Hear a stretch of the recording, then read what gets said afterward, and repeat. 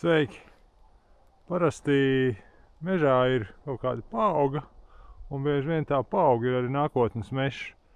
Un ko darīt, lai viņu saglabātu, kad šis te pamatstāvs ar bērziem aizies uz finieri, tad te vietā nāk kaut kur ir kāda maza eglīte, ir sasējušies ozoli, un tad vienkārši tos kokus vajag arī atzīmēt, lai tie, kas strādā ar traktoru tehniku, redz, kur braukt, un tad tiem ozoliem var uzpūst virsū krāsu. Tas ir gan marķieris, gan mežstrādniekam ar motorzāģi, gan traktoru operatoram, un tad vienkārši, tiem kokiem nobrauc garām, viņas neaplauž, un tad, te jau var redzēt, kad ir tāds normāli vesnums ozols, kaut kāds apmēram 4 metrīgs, jau noteikti kaut kādi 10 gadi ir.